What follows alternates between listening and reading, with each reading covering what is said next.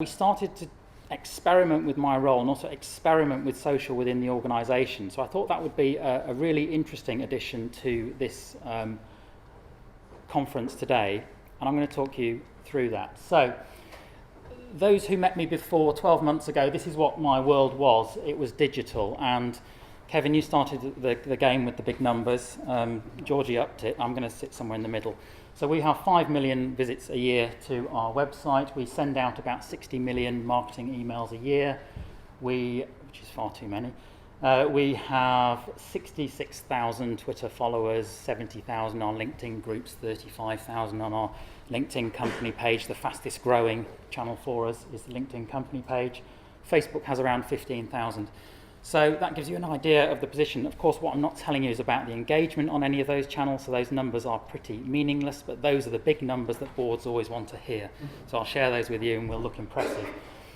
We also are moving into app development, and these are transactional apps, so we have an app for recording CPD for our members. So that was my world. I then took on 12 months ago a magazine, and I seem to be the person that people bung stuff at, so take on the magazine.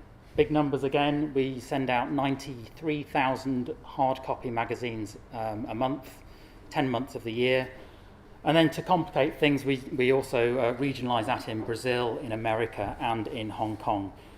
So there are 4 magazines in total in the programme. And the challenge there was make it online, make it digital. And then 3 months ago, I took on internal communications, and that brings with it a whole raft of challenges and channels, and also a bit of a headache. How do these things all fit together? And the way that I view they fit together is through content and content planning. Now, if you're communicators, I think everyone in this room probably is a communicator, it's about the right content, the right channel, the right audience, the right time. Internal, therefore, is pretty much the same as external, I was thinking. So I can see how these things can work together. Let's get on with it. So here's one slide I showed before. Back to social, to focus on this for the subject of today. Why bother? Well, somebody's already mentioned the game has changed. It's where your audience is. You're not in control of those channels. And if you want to make the case, if you're not interested in your customers, don't bother with social. You can close the door and continue as you were. So, having made the case and decided that you're going to enter into the brave world of social, you're probably already there. You have staff who have Twitter accounts, have Facebook pages. They're probably tweeting about what they're doing in their day at work and what they're doing outside work. Departments probably have their own accounts. This is what we found in January 2013 when we started making the case for a dedicated social media manager at RCS. We're already there, and it was all over the place, and it was rather ragged, and it looked rather siloed. And that's because that's the organisation that we were, and arguably that we still are, and probably that most of you lot are as well. Organisations tend to be siloed. So, on taking internal communications on, the challenge I was set by our CEO was to make us a more externally focused organisation. I think that means stop navel-gazing, stop being in your silos, start being concerned with what each other is doing. The first thing I did was speak to staff around the organisation and get some feedback. And some of this is here, and it pretty much reinforces the silo mentality. You probably can't read this, so I'll try and pick out a few things. I want to be able to get a quick response when I need someone's input, even if I don't know who that person is. I'm confused by conflicting messages from lots of different sources, channel fatigue. In the centre there, I want to feel part of the wider RCS community. I want to be one organisation. I don't want to waste time searching for information somebody may already have. It's reinforcing this point that there are silos. We can't find the right person and we can't find the right information to help us to do our job effectively. Yet every team is already out there broadcasting to the world and dealing with customers about the RSS brand. So how do we hope to overcome this if we can't become a social organisation, if we can't actually start sharing internally? Well, one way you can do it is you can try to start an HR-led culture change programme. And we did. And it had the results that you might expect, that if you go and tell people, change your culture, come on, they really, really won't, and actually they'll think you're telling them they're doing something wrong, and they'll go the other way, and they'll entrench, and the silos become bigger. So we had a culture change program called Going Global, and it failed. Of course, culture change should be the outcome of your activities. It shouldn't be the activity in its own right. So we tried a culture change program, and we tried new systems. But here's the conundrum. Technology needs the right organisational culture to succeed. And a culture will be enabled only by appropriate technology. So where do you start? It's a chicken and egg thing. You need an open, honest, inclusive, collaborative culture to make social working inside an organisation work. But one relies on the other. If you haven't got that, launching a social network, people feeling they're going to be slapped down for posting onto that network, is only going to reinforce the fact that the whole thing is hideous. It'll be an enormous embarrassment in front of the eyes of the whole organisation, and the board ultimately will be embarrassed. But they took a bold step, and we went for it. So they said, OK, look, let's do a trial. We'll do a social network inside the organisation. We'll use Yammer because it's free for us, because we're already a Microsoft house. Here's Yammer, but pilot it just with a few people. So you're back to another conundrum. How do you pilot a social network when you're not letting people onto the social network?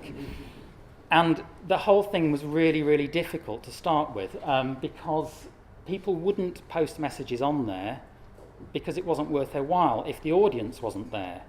I want to tell this team over there that I'm doing this thing, but they haven't got access. They're not part of the trial, so I'll email them.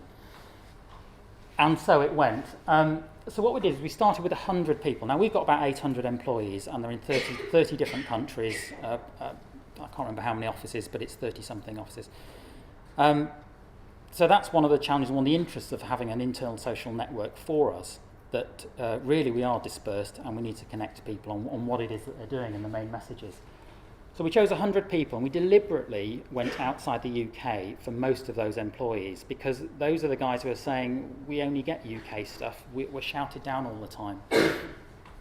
And what happened was that they started inviting other people onto the trial, and we started pushing them away at first, and then we started saying, well, let's just let this thing run and see where it goes. And I'll show you where it's got to today and some of the learnings that we've got from this. So this is how we made our start. We had a small cross-functional steering group that included 5 people, and they were fully empowered once the board had said, kind of go for it, to get on with this thing. That included IT, digital, HR, a project manager, and one other person who I can't remember, but you'll see their name in a moment, and that will prompt it. So it was a very small steering group. We had very clear and simple rules. We've already heard about governance, and a little bit, I think, from George's approach, and also from Kevin's introduction. I'll show you those rules in a moment. Teams were selected to be away from the main noise outside the UK to start with. Find your voice. Provided safe places and recognising cultural differences. We set up closed groups within the social network for individual departments and teams and projects, so that actually you could make mistakes in front of those people who you're very familiar with and not in front of the board. This was really important. It's really important, particularly if you've got offices in the Far East, because what we found was that those people didn't feel they could post on there because they hadn't got the authority or the seniority. Whereas in the Americas, they post on there to give them the authority. So you end up with something that's quite lopsided. It's all about Americans, and our guys in Hong Kong aren't there at all. So these safe places are really, really important. We let it flow. So once people had started joining and we'd got over it, we just let them grow, and we let it grow, and we let it grow. Then one day in May, our chief executive appeared. And I'll show you how they appear. They appear saying, Sean Tompkins has joined the network. Now, he was at a conference in Los Angeles, and he appeared on there, and nobody had invited him. And that was a bit of a shocking moment. What the hell do we do now? How has he found out? Well, he knew about it anyway, but how is he there? But it was quite an interesting moment when he did appear, because once you've got the head of the organisation endorsing this because he's there, others who'd seen it as frivolous start to come along. And unique content makes it essential. So again, this idea that, it's another place I have to remember to go to and look at.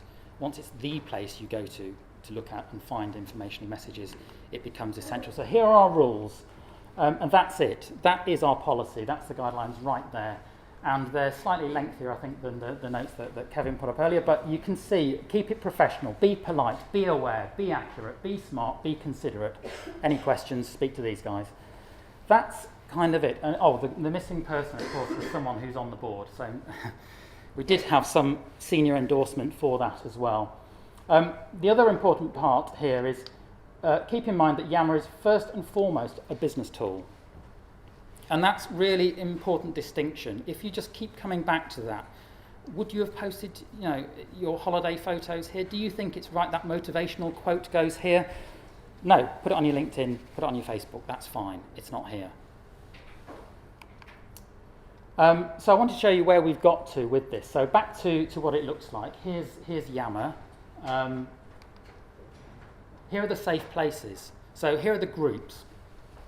They're a mixture there of teams, locations, projects, initiatives, support, and really what you're seeing here is that's my DNA within the organisation. That's how you might describe me. James is digital. He is in London. He is part of a charity team. He is, etc., etc.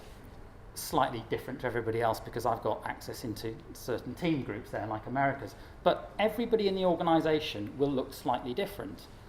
They'll all be part of the all-company group at the top there. That's the one thing that bonds us all. We're all employed by the same organisation. So any message that is common to everybody, everybody will get, but actually those separate conversations will be separate. It's exactly as a newsfeed on Facebook would work. To date, we've got 664 employees. It's slightly higher than that now. We're nearer 700 of our 788 employees. So we're getting there. Nearly everybody has come on. And this has been from 100 people who were invited to take part in that trial earlier this year. It's grown organically. It's also the place where, ignoring the fact that the rather cheeky digital team have slapped their style guide above the business plan, it's the place where the business plan is found. So you get the business plan, our objectives, our toolkit, our video, the CEO talking about the business plan, the regional business plans and KPIs, all here, pinned. Everybody can find those things. I need the information to do my job. I need to find the people. If you think about those quotes, it's here. But of course, the magic really happens in the newsfeed. So let's have a little look at the newsfeed. So what are we seeing here? It's not the most exciting snapshot I could have taken, but work with me. So we're seeing Olga. Olga is posting, and English isn't her first language, but after attending, adding additional 50 places, CPD conference in Cambridge is again sold out. Excellent result for what should be an amazing event. Well done, John and Son, dream team. There's a few things in that message if you think about it. She's sharing with the whole organisation that we've sold out an event in Cambridge. It's a small event in Cambridge, but it oversold. We've added seats. It's done well. Others who are arranging similar events around the country and around the world might get in touch with Olga and say, well done, first of all, but how did you do it? What was it on? We've got an event coming. What are your secrets? How did you market it? How do you promote it? Is your speaker any good? Could we share him? John and Son have been called out, a dream team. You don't work with these people. Generally, if you're in the organisation, they're quite a small part of a small team delivering these events. But that's lovely for her to do that publicly in front of the whole company and say, well done. Johnny below is saying, basically, himself and Rachel were volunteering at Wrap Up London, a project aimed to distribute coats. We had a fantastic day. Thank you we've got 48 coats from around the organisation. We've done a little video about us dropping them off. Here it is. The head of brand says, great video. Not, it should have been branded properly. It's a great video. Now, importantly here, hashtag giving something back. We did see in our employee surveys that people thought that we weren't, as an organisation, giving much back. When you looked at what we had been doing, we were doing loads, but of course it was that my team does a lot, but I don't see anybody else doing anything, therefore I'm going to mark it down on the survey. So we started to make a thing of it, giving something back. So everybody now, when they have a volunteering day or they do an initiative like this, it's hashtag giving something back. And you can't help but notice that we are constantly giving something back.